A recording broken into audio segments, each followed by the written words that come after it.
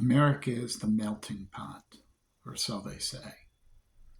Why don't we actually act like a melting pot? Why do we still consider people to be outsiders? Why do we still consider people to be the other?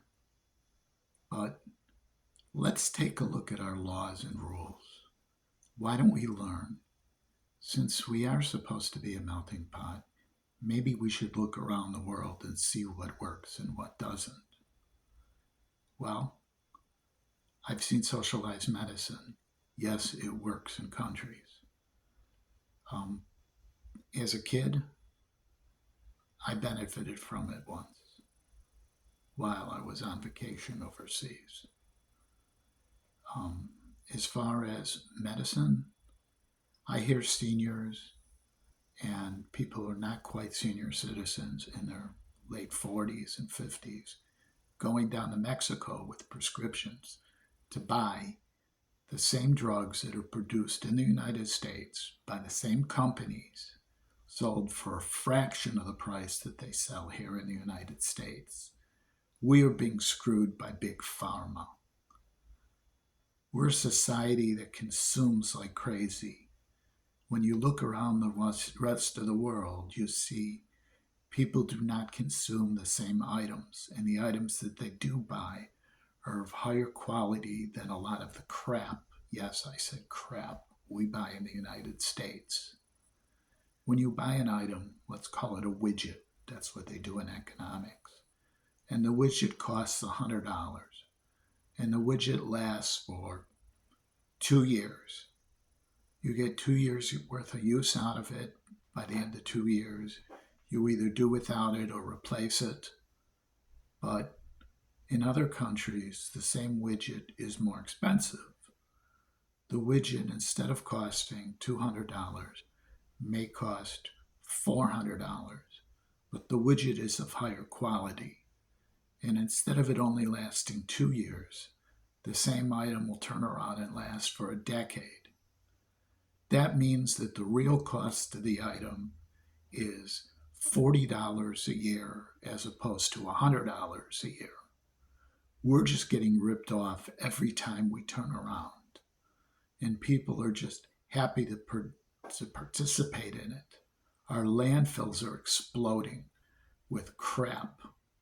And then even the things we do buy, do we really need them? We're programmed to consume, and all it is waste. There's a term, Swedish death cleaning.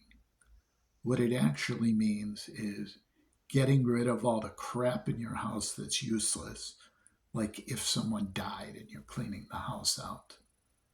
A lot of seniors, when you look around, their houses are just loaded with stuff, garbage. It's not necessarily leftover food and trash, but just useless items that they never needed, that they used, maybe for a little while, because when they were younger, it was, you need this, you're going to use it. And then you find out that you only use it maybe once a year, twice a year, for all the good it did you. We just buy, fill up our landfills. Our government, we just buy that we're the land of the free and the home of the brave. Are we really? I mean, I cited before that the French, when they get fed up with the bullshit for the workers, they call a general strike and things change. How the country has changed since the Marshall Plan really rebuilt France. Maybe we need a Marshall Plan for the United States. Our roads are falling apart. Our streets are horrible. Our infrastructure, we're poisoning each other with our water, our food. It's really not the land of the free and the home of the brave. It's really the land of the patsies. We buy what's sold to us. Our politicians promise us the moon and the stars, and all we get is the shaft. It's about time we all wake up and see. We want this country to be America the Beautiful. I know I do. I'm very proud that the price of insulin has gone down to $35 for people who need it from hundreds of dollars. I just wish they could do that on all drugs, reduce it to what they pay in Europe. I wish our government would serve the people, would be for the people, by the people, and truly of the people, rather than for the corporations who paid off after Citizens United said they could give unlimited contributions and that corporations were people too. They're not. They're just business entities.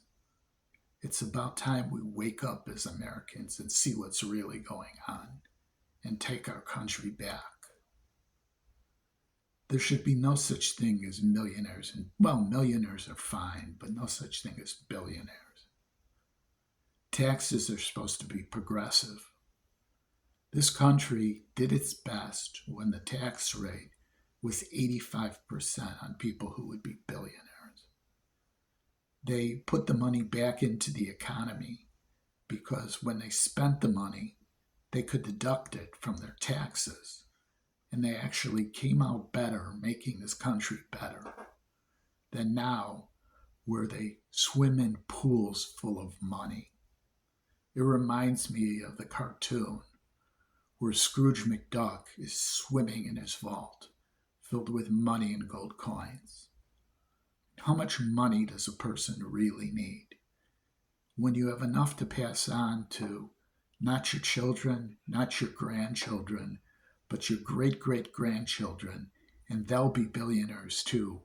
How ridiculous is it when people are starving and there's homeless on the street? Maybe it's time that we change the taxes and made them fairer so that the rich pay their share. Make it illegal to give contributions to political campaigns and have them publicly funded on the tax money so there is no corporate incentive for politicians to write sweetheart deals in taxes for the wealthy and mega wealthy. Just food for thought.